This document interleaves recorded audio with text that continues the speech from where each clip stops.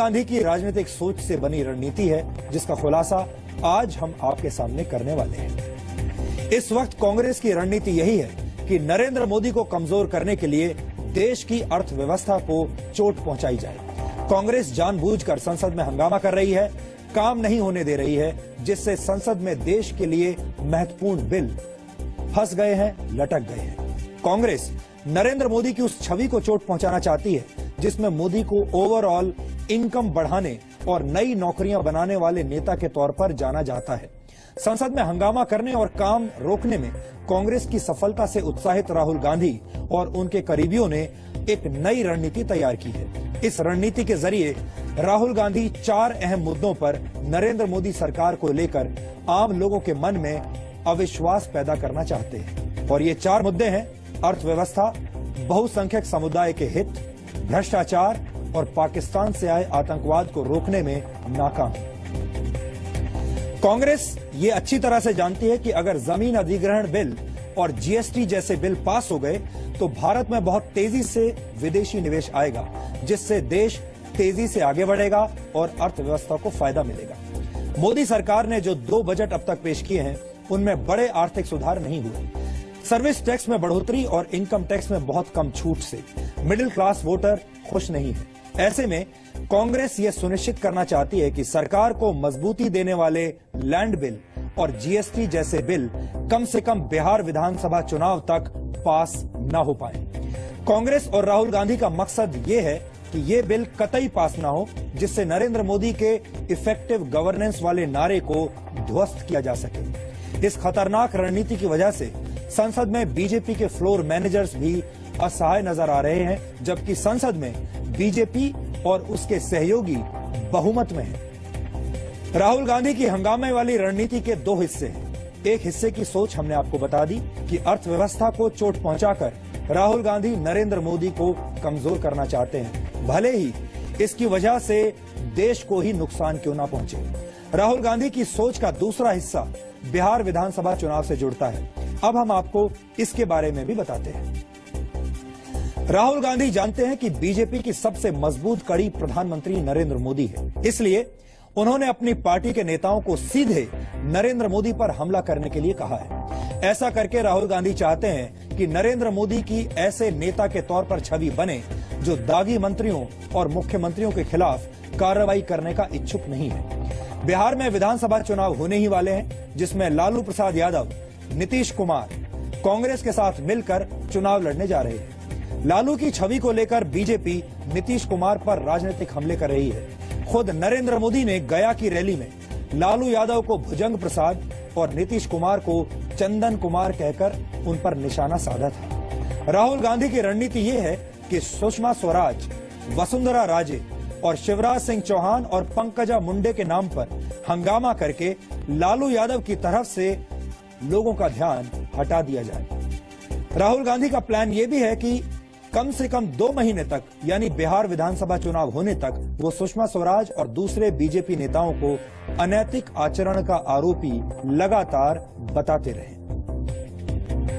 आपको याद होगा कि 2 वर्ष पहले जब राहुल गांधी लोकसभा चुनाव के टेस्ट की तैयारी कर रहे थे और प्रधानमंत्री पद के लिए नरेंद्र मोदी को चुनौती दे रहे थे, तब उन्होंने उद्योग जगत की बड़ी संस्था CII में एक भाषण दिया था। CII ने उन्हें एक भाषण देने के लिए बुलाया था। राहुल गांधी का वो भाषण बहुत चर्चित हुआ था। इसमें राहुल गांधी भारत की अर्थव्यवस्था पर अपना ज्ञान दे रहे हैं और सामने बैठे बड़ी बड़ी कंपनियों के CEOs ताली बजा रहे थे। आज राहुल गांधी के भाषण का एक अंश देखना बहुत जरूरी है, उसी भाषण का अंश जिसकी हम आपके सामने जिसका जिक्र कर रहे हैं। पहले आप राहुल गांधी की वर्षों पुरानी वो बात सुनिए, फिर हम इससे जुड़े हुए विरोधाभास पर रोशनी डालेंगे। The first thing we need to do is we need to accelerate this movement.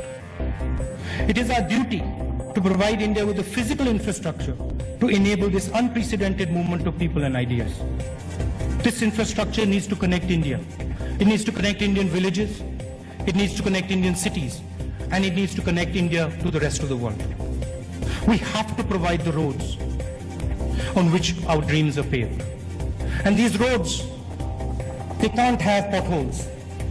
They can't break down in 6 months. they have to be big roads because they're going to carry strong people. They're going to carry strong forces. We have to provide the ports from which ideas will set sail. We have to provide the electricity for our children that will light up their future. Government cannot build this infrastructure alone. We're incapable of doing it alone. We need your help. It has to be built jointly, and together we will find the models where capital is used efficiently and without delay. It is critical that the business environment for the creation of this dynamic infrastructure is stable and predictable. Secondly, people were not the only thing moving on that train. Ideas moved with them. And in the 21st century, we need to make ideas move fast. अब सबसे बड़ा विरोधाभास ये है कि उस वक्त देश की बड़ी बड़ी प्राइवेट कंपनियों के सीईओज राहुल गांधी के भाषण पर ताली बजा रहे थे और आज वही सीईओज ये कह रहे हैं कि राहुल गांधी की वजह से देश का विकास रुक गया है। देश के टॉप 30 यानी टॉप 30 सीईओज के एक सर्वे के मुताबिक देश के विकास को लेकर विपक्ष की भूमिका नकारात्मक रही है। इस सर्वे के मुताबिक मॉनसून सत्र में आर्थिक सुधारों के लिए जरूरी बिल पास न होने से ज्यादातर सीईओज निराश हैं। उद्योग जगत ने संसद में अहम बिल्स की राह में कांटे बिछाने के लिए सीधे तौर पर विपक्ष को जिम्मेदार ठहराया है। सीईओज के मुताबिक इस फाइनेंशियल ईयर के आखिरी 6 महीनों में उस तरह का विकास नहीं होगा जिसका अनुमान पहले लगाया जा रहा था। इस सर्वे में सभी सीईओज ने एक स्वर में कहा है कि कांग्रेस के नेतृत्व में विपक्षी दलों का रवैया देश के लिए अच्छा नहीं है। सर्वे में शामिल 74% सीईओज को यह लगता है कि लैंड बिल को कमजोर करने से प्रोजेक्ट्स की लागत बढ़ जाएगी और इसका निवेश पर बुरा असर होगा। 61% सीईओज ने यह माना है कि जीएसटी यानी goods and services tax bill में देरी की वजह से देश की अर्थव्यवस्था पर बुरा असर पड़ेगा। सर्वे में सीईओज ने सरकार को लैंड बिल में संशोधन और जीएसटी बिल में देरी को लेकर सावधान भी किया है। अर्थव्यवस्था को किस तरह से नुकसान पहुंच रहा है और इस मामले में अर्थशास्त्रियों और उद्योग जगत के दिग्गजों की क्या राय है, आज हम ये भी आपको सुनवाएंगे। To be honest, this is a non-partisan issue. This is something which is going to improve the economy of the country. It benefits everybody. It doesn't benefit any one party. So I'm hoping that the government will be able to get this through. Mr. Jaitley seems to still be optimistic, and it will clearly be essential to get done. मैं आशा रखता हूँ कि पास हो जाएगा। देश के लिए बहुत अच्छा रहेगा। देश की जीडीपी ग्रोथ 2% बढ़ेगी जीएसटी जो पास हुआ तो मैं समझता हूँ कि काफी ऑपोजिशन पार्टीज भी सपोर्ट कर रही है कानून को, तो I am keeping my fingers crossed. GST का आना बहुत जरूरी है for the economy, for sentiment, for actual working, सब कुछ के लिए जीएसटी की बहुत जरूरत है।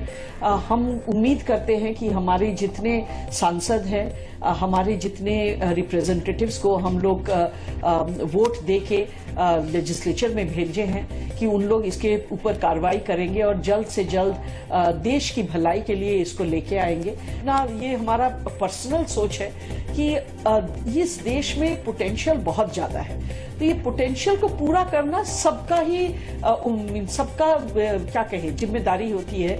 तो हम लोग सब अगर अपने आप की जिम्मेदारी निभाएं तो जरूर हम लोग को देखने को मिलेगा कि इकोनॉमी बहुत अच्छी से ग्रो करे।